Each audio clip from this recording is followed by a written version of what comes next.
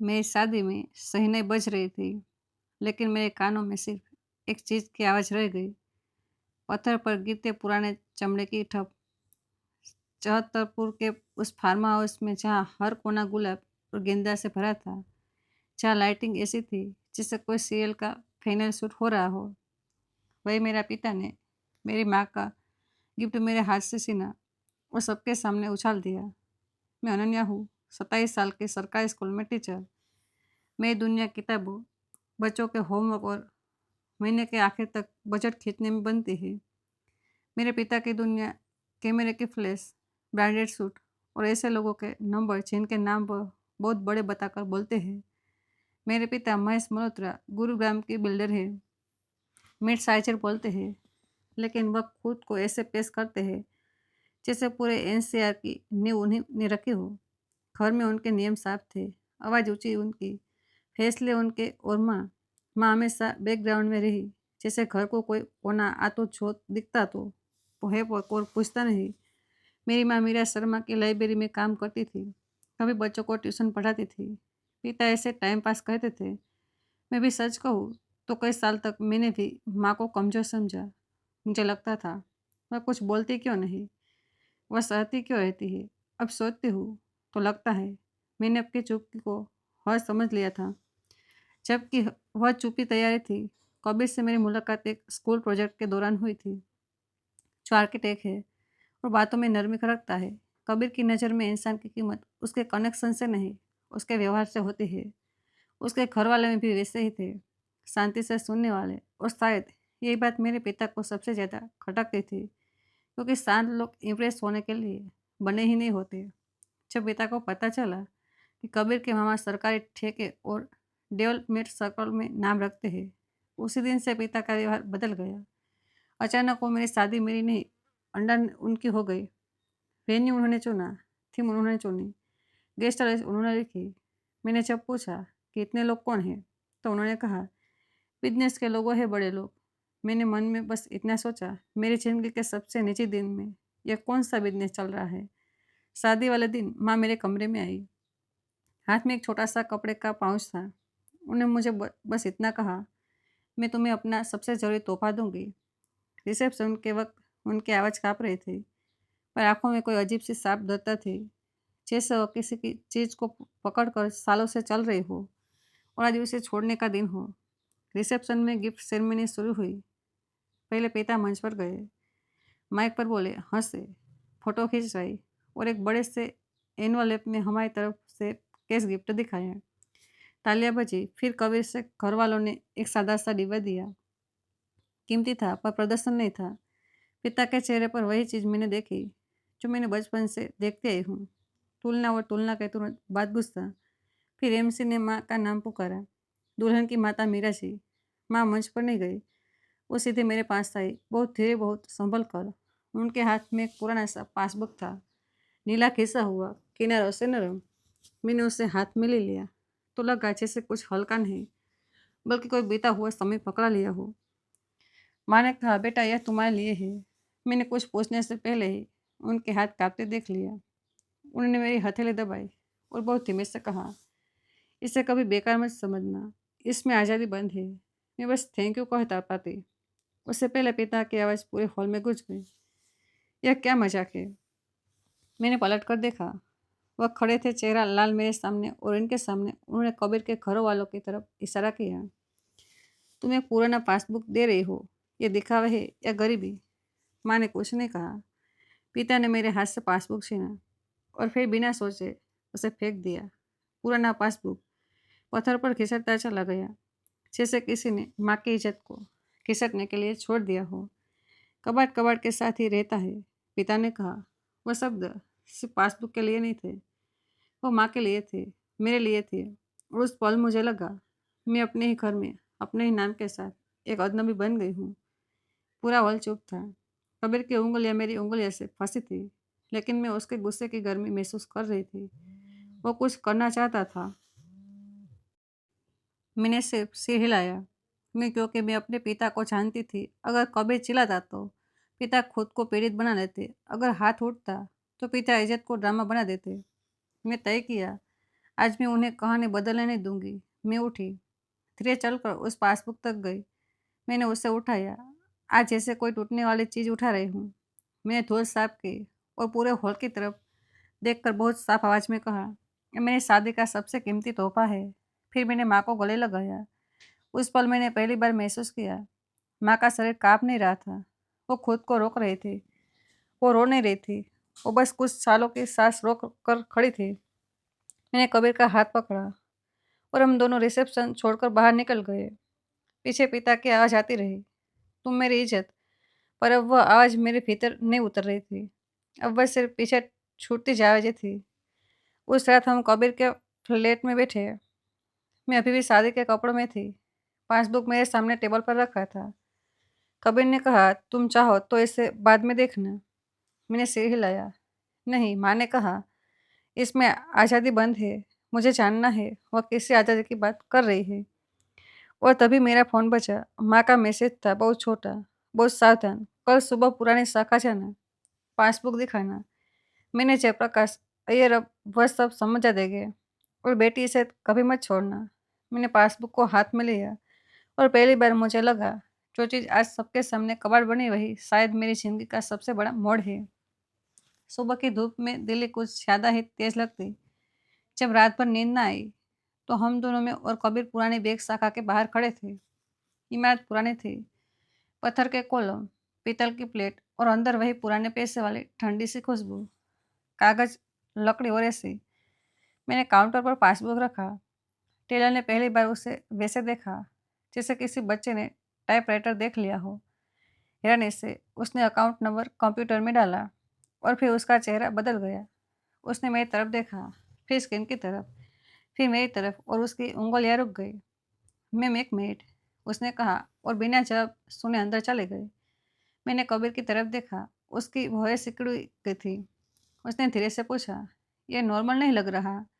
मैंने भी वही महसूस किया, कुछ गलत या कुछ बहुत सही। कुछ ही मिनट में एक आदमी बाहर आया, सफ़ेद बाल, सादा सा सूट, चेहरे पर ऐसा संयम जैसे वो बुरी खबर भी शांति से देख सकता हो। उसने पासबुक उठाई और मेरा नाम पूछा। मैंने कहा। वो थोड़ा ठहर कर बोला, आप अंदर चलिए, प्राइवेट केबिन में। उस केबिन में कालीन था, चमड़े की कुर्सियाँ थी और दीवार पर पुराने इंडिया मैप की फ्रेमिंग। उसने कंप्यूटर पर कुछ टाइप किया, फिर मुझे भी ध्यान से देखा। आपको पता है क्या? मैंने कहा, पासबुक माँ ने गिफ्ट दिया। वो हल्का सा मुस्कुराया, लेकिन वो मुस्कान खुशी की भई नहीं, गंभीरता की थी। ये सिर्फ पासबुक नहीं है, एक लिंक डॉक्यूमेंट है। उसने स्क्रीन मेरी तरफ घुमाई और जो नंबर मैंने देखा, मेरे गले में हवा अटक गई। या इतना मैं बस इतना ही बोल पाई। वो बोला, जी एक ट्रस्ट नॉमिनी फंड है जो कई सालों से चल रहा है। आपकी माँ मीरा शर्मा, नई रिकॉर्ड में मीरा वर्मा, उनका मेरी ने। कबीर ने धीरे से कुर्सी की पीठ पकड़ ली, जैसे उसे भी जमीन हिलती लग रही हो। बैलेंस मैनेजर के शब्द साफ बोले, 3 करोड़ 16 लाख। मैंने कानों में जैसे बिजली सी दौड़ गई। मैंने हंसने की कोशिश की, पर आंखें भर आई। यह संभव कैसे है? माँ तो बस मेरे दिमाग में वही पुरानी लाइन घूम रही थी। लाइब्रेरी में क्या करती है? धूल गिनती है। और मुझे अचानक अपने ही ऊपर शर्मा आई। मैनेजर ने फाइल निकाली। शुरुआत आपकी नानी की तरफ से हुई थी, कुछ प्रॉपर्टी सेल्स वैलेरी से मिला पैसा। आपकी माँ ने उस अलग रखा, अलग पेन, अलग नाम। फिर सालों से एसआईपी, एफडी और एक छोटा सा पोस्ट ऑफिस क्रीम, छोटे अमाउंट। पर लगातार मैंने बीच में पूछा, लेकिन पापा को पता क्यों नहीं चला? मैनेजर ने बहुत सावधानी से कहा, कई घरों में एक व्यक्ति वित्तीय नियंत्रण रखता है। आपकी माँ ने कोमेलिंग नहीं किया और उन्होंने एक कानूनी व्यवस्था भी की थी। उससे एक और पेपर रखा, लगभग 15-16 साल पहले एक एग्रीमेंट साइन हुआ था। घर साथ रहा, लेकिन वित्तीय सुरक्षा अलग। यह अनकॉमन है, पर वैध है। मेरा हाथ काँप गए। मतलब माँ हफ्सी नहीं थी। वह बेचैन का रास्ता बनाकर भी रुकी थी। मैनेजर ने एक सीलबंद लिफाफा मेरी तरफ बढ़ाया। अब आपकी माँ ने यहाँ जमा कराया था। निर्देश था, आपके आने पर ही खुले। लिफाफे पर मेरी लिखावट नहीं थी, माँ की लिखावट थी। बिल्कुल वही जो वह मेरी कॉपी पर कभी कभी सुधारते वक्त करती थी। साफ स्थिर। मैंने सील तोड़ी। एक पन्ना था और ऐसे पन्ने में मेरी पूरी जिंदगी की परिभाषा बदल दी। मैंने लिखा था, बेटी, अगर तुम ये पढ़ रही हो तो तुमने पासबुक को बेकार नहीं समझा। यह पैसा तुम्हारा है, किसी पुरुष का नहीं, किसी घर की इज्जत का नहीं। मैं चुप थी। आबा, क्योंकि मैं कमज़ोर नहीं थी, मैं बस समय छोड़ रही थी, ताकि तुम कभी से किसी से आज़ादी भीखे ना माँगो। और अब मेरे लिए ही सही वक़्त है। मुझे माफ़ मत करना, मुझे समझ लेना। माँ मैं रो रही थी, लेकिन वो रोना दुःख का नहीं था। वो रोना किसी अंधेरे कमरे में अचानक खिड़की खुलने जैसा था। मैंने उसी समय माँ को कॉल किया। वो पहले रिंग पर उठी। अनन्या, तुम वेग गई। मेरी आवाज़ टूट गई। माँ, ये सब आपने अकेले। वो कुछ सेकंड चुप रही, फिर बोली, अकेले नहीं बेटा, मैं तुम्हारे लिए थी और वो अपने लिए भी। मैंने पूछा, आपने बताया क्यों नहीं? उन्होंने कहा, क्योंकि बच्चों को अपने माता पिता की लड़ाई नहीं उठानी चाहिए। तुम्हें पढ़ाई करनी थी, सांस लेनी थी, अपना रास्ता ढूंढना था। मैंने बस तुम्हारा रास्ता सुरक्षित रखा। फिर उन्होंने एक बात कही जो मेरे सीने में सीधे उतर गई। मैंने सहा नहीं बेटा, मैंने निवेश किया। मैंने पूछा, अब क्या करोगी? उनकी आवाज़ पहली बार हल्की लगी, जैसे कोई बोझ उतर रहा हो। मैं निकल रही हूँ, पेपर तैयार है। एक छोटा सा घर मैंने 2 साल से किराए पर रखा है। बस तुम्हारी शादी के बाद का इंतजार था, ताकि तुम सुरक्षित रहो। मैंने फ़ोन काटो तो मेरे हाथ ठंडे ही थे, लेकिन दिल पहली बार गर्म था। कबीर ने मेरा हाथ पकड़ा। उसने कहा, तुम्हारी माँ असल में सबसे मजबूत इंसान है जिसे मैंने देखा है। मैंने खिड़की के बाहर देखा, दिल्ली की वही सड़कें, वही शोर, लेकिन मेरे अंदर कुछ बदल चुका था। अब मेरे पिता की आवाज़, वो पुरानी कठोर बड़ी आवाज़, छोटी पड़ने लगी थी, क्योंकि अब मेरे पास एक नई आवाज़ थी। मेरी माँ की चुप तैयारी की आवाज़, और उस तैयारी का नाम था आज़ादी। माँ ने घर छोड़ दिया, और यह लाइन बोलना भी जितना आसान है, करना उतना ही भारी होता है। क्योंकि एक औरत जब अपना पुराना घर छोड़ती है, तो वो सिर्फ दीवारें नहीं छोड़ती, वो सालों की आदतें, डर और लोग क्या कहेंगे की जंजीर छोड़ती है। मैं उस दिन वहाँ नहीं थी जब पिता को पता चला, पर माँ ने बाद में मुझे बताया, उसी शांत आवाज़ में, जैसे वो मौसम बता रही हो। वह जल्दी आ गए। मैंने सूटकेस खोल रखा था। उन्होंने पूछा, यह क्या कर रही हो? मैंने कहा, मैं जा रही हूँ। पिता ने हंसकर कहा, होगा वो हंसी जिससे मैं बचपन से पहचानती हूँ। तुम जाओगे किससे? पैसे से? तुम्हारे पास है ही क्या? माँ ने बस एक वाक्य बोला, आपने कभी पूछा ही नहीं। और यह वाक्य किसी थप्पड़ से ज़्यादा तेज होता है, क्योंकि पूछना सिर्फ सवाल नहीं होता, वह ध्यान होता है, सम्मान होता है, जो पिता ने कभी दिया ही नहीं। शादी के 2 हफ्तों बाद पिता हमारे घर आए, हाथ में फूल, चेहरे पर नकली नरमी। कबीर के परिवार का एक सीनियर रिश्तेदार भी उस दिन आया हुआ था, जिसे पिता कनेक्शन समझते थे। पिता ने दरवाजे पर कहा, मैं माफ़ी मांगने आया हूँ। मैंने बहुत शांति से पूछा, आखिर किस बात की? वो एक सेकंड अटक गए, और मुझे समझ आ गया, उनकी माफ़ी भी उनकी स्क्रिप्ट का हिस्सा है, पछतावे का नहीं। फिर वो बोले, बस उस दिन मैं ज़्यादा पी गया था, और वैसे भी यह सब घर की बात है। आप लोग मेरे साथ बैठकर ये गलतफहमी दूर करवा दीजिए। कबीर ने आगे बढ़कर कहा, गलतफहमी नहीं थी अंकल, हम सब ने देखा। और फिर कबीर के रिश्तेदार ने बहुत साफ शब्दों में कहा, जिस आदमी को अपनी पत्नी और बेटी की इज्जत का ख्याल नहीं, उसके साथ हम काम नहीं करते। पिता के चेहरे पर मैं पहली बार असहायता देख रही थी। वो चीज़ जिसे वो पूरी जिंदगी दूसरों पे पैदा करते थे, आज वो उनके अंदर भी। उन्होंने मेरी तरफ देखा और कहा, तुमने मुझे सबके सामने छोटा कर दिया। मैंने कहा, पापा, आपने खुद को छोटा किया, मैंने बस अब उसे ढोंकना बंद कर दिया। उस रात पिता ने धमकी दी, मैं तुम्हें जायदाद से निकाल दूंगा। पहले यह शब्द मेरे लिए आसमान गिरने जैसा होता था, लेकिन अब यह सिर्फ एक आवाज़ थी, और जो हवा में मर जाती है। मैंने बहुत धीरे कहा, अब मुझे आपकी जायदाद नहीं चाहिए, मुझे आपकी मंजूरी नहीं चाहिए, और सबसे ज़रूरी, मुझे आपकी इजाज़त नहीं चाहिए। मैंने फ़ोन काटा और मेरे हाथ काँप रहे थे, पर दिल नहीं काँप रहा था, क्योंकि मैंने अपनी पहली सीमा खींच दी थी और दुनिया ख़त्म नहीं हुई थी। माँ ने कुछ महीनों में खुद को पहचाना।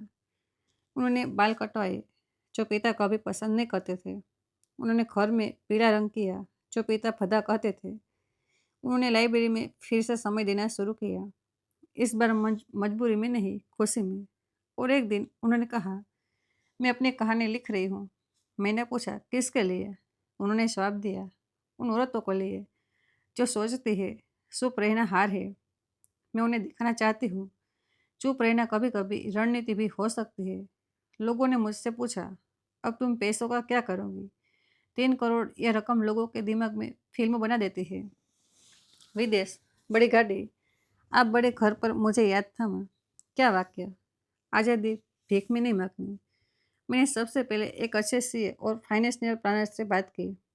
मैंने अपने पिता के इलोक से दूर एक साधारण सुरक्षित कॉलोनी में घर लिया। फैसे नहीं, बस ऐसा घर जहाँ सांस ली जा सके, जहाँ हर कमरे में किसी की चीख की गूंज ना हो। मैंने नौकरी नहीं छोड़ी क्योंकि मैं टीचर किसी मजबूरी से नहीं बनी थी। मैं बच्चों को इसलिए पढ़ाती हूँ क्योंकि मैं रोज़ उन्हें खुद पर भरोसा बनते देखती हूँ और अब मुझे लगता है उन्हें वह चीज़ भी सिखा सकती हूँ जो हमारी किताबों में कम मिलती है। पैसे का व्यवहार, बचत योजना और छोटे कदमों की ताकत। मैंने एक छोटा सा स्कॉलरशिप फंड बनाया। मेरी नानी के नाम पर हर साल कुछ बच्चों की फीस, किताबें और यूनिफॉर्म। लोगों ने कहा, तू अपना नाम क्यों नहीं रखती? मैंने कहा, क्योंकि यह मेरे बारे में नहीं है, यह सब उस प्यार के बारे में है आज जो सालों तक जमा होता है। पिता का नेटवर्क भी बदल गया। कोई खबर नहीं बनी, कोई वायरल वीडियो नहीं हुआ। बस कॉल्स कम होने लगी, मीटिंग्स टलने लगी। लोगों की आवाज़ में वो गर्म जैसी नहीं रही जो पैसे वालों के आसपास रहती है। और पिता ने पहली बार महसूस किया दिखावा टिकना नहीं, क्योंकि दिखावे को लोग सिर्फ तब तक झेलते हैं जब तक वह फायदा देते हैं। एक दिन माँ मेरे घर आई। हम दोनों किचन में चाय बना रहे थे। मैंने उनकी तरफ देखा। वो वही माँ थी, पर अलग, जैसे किसी ने उनके कंधों से वर्षों का बोझ उतार दिया हो। मैंने कहा, माँ मुझे एक बात बताओ, उस दिन जब पापा ने पासबुक फेंका, आपको डर नहीं लगा? माँ ने चाय की केतली रखी और बहुत शांत होकर बोली, डर लगा था, पर उससे बड़ा यकीन था। यकीन कि अगर मैं आज भी रुक गई तो मैं तुम्हें वो भी चुप्पी सिखा दूंगी। आज जिसमें मैंने खुद को खो दिया था और मैं नहीं चाहती थी कि तुम खुद खो। मैंने पासबुक उठाया। अब वो पासबुक सिर्फ पैसे का कागज़ नहीं था, वो एक सबूत था कि प्यार सिर्फ बोलने से नहीं होता। कभी कभी प्यार तैयारी करता है, धीरे धीरे, लगातार, बिना तौलिया के। आज भी वो पासबुक मेरे घर में है, फ्रेम में नहीं, क्योंकि मैं उसे शोपीस नहीं बनाना चाहती। मैं उसे एक दराज में रखती हूँ, बहुत साधारण तरीके से, जैसे माँ ने रखा था, शांत, सुरक्षित और सही वक्त के लिए तैयार। और अगर कोई मुझसे पूछे कि इस कहानी का सबसे बड़ा सबक क्या है, तो मैं यही कहूँगी, कुछ लोग आपको छोटा करने के लिए ऊंचा बोलते हैं और कुछ लोग बिना आवाज़ किए आपके लिए आज़ादी जोड़ते रहते हैं। जब आप सच में आज़ाद होते हैं और सबसे बड़ा बदला बदला नहीं रहता, वो बस एक शांत फैसला बन जाता है। अब मुझे तुम्हारे स्वर में जीना नहीं है कि मेरी माँ ने मुझे दिया, पैसा नहीं, दिशा, और मैंने खुद को दिया सीमा, क्योंकि असली जीत वहीं से शुरू होती है जहाँ आप सहना छोड़कर चुनना शुरू करते हो। दोस्तों, आपको यह कहानी कैसी लगी? अपनी राय कमेंट बॉक्स में ज़रूर बताइए। और ये कहानी पसंद आई तो वीडियो को लाइक, चैनल को सब्सक्राइब करना ना भूलें। मिलते हैं जल्दी एक नई कहानी के साथ। तब तक के लिए धन्यवाद।